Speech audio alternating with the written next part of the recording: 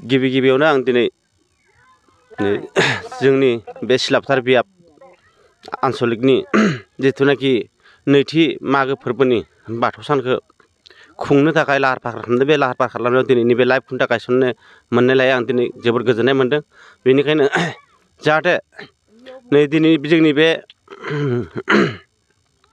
नैथि गोथार मागो फोरबोनि गोथार बाथौ सानखौ फालिनायाव जाहाथे रायजो राजाफ्रा लैहोर लैहोर फैनानै आलो गोजोनै खुंफुंलांनो थाखाय नोंथांमोनखौ गुरै खावलायहरनाय जाबाय। आरो बेजोंनो जोङो गोजान गोजाननिफ्रायबो आलासि लिंहरदों। बे आलासि हांख्रायहरनाय बिथांमोनाबो जोंखौ फैनानै बे नैथि गोथार मंगलबार सानखालि हेफाजाब होफैगोनखौ आं मिजिंथिनाय जाबाय। एसेनोसै।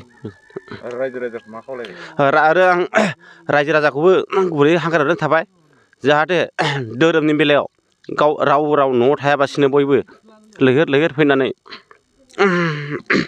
दिनै जोंनि बे गोथार बाथौ सानखौ हेफाजाब होफैगोनखौ आङो गुरै खावलायहरनाय थाबाय।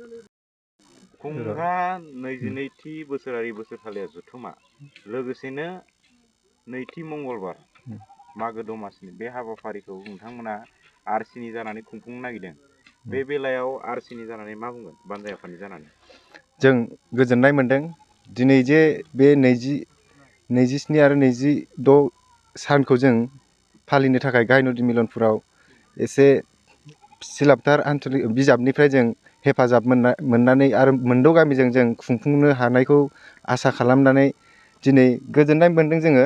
जाहाथे बे सानखालि बे साननैनि हाबाफारियाव माने बयबो बे मोनद' गामिया फैनानै लैहोर लैहोर बे हाबाफारिखौ जयैनो खुंफुंलांनो थाखाय आं गासिबो बे मोनद' गामिखौ आरो जोंनि 27टा गामि जोंनि सिलापथार बिजाबनि 27टा गामिखौबो आं खावलायहरो।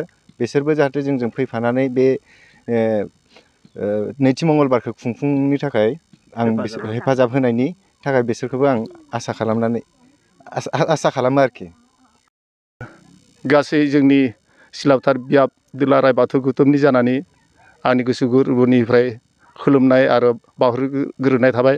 दिनै जों सिलापथार बियाबा जोंनि बै धेमाजि सिलापथार मिलनपुर गामियाव जों खुंफुंनो आखायाव लादों साननैनि थाखाय।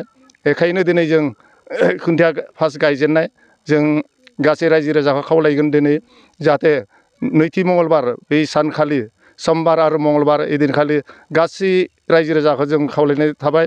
आरो जों जाय आलासि बिथांमोना जों फैगोन जाहाथे बिथांमोनाबो जोंनि बेयाव बिथांमोननि जों मोजांनो बोसोन मोनगोन बा बिथांमोननि रायफोरनायखौ जों बयबो ज' जानानै खोनासंगोनखौ आं आसा खालामबाय। दिनै आं सिलापथार बियाबनि जानानै धोरोमारि जानानै गासैखौबो खुलुमनानै आंनि सुंद' बिबुंथिखौ एसेनो फोजोबनाय जाबाय।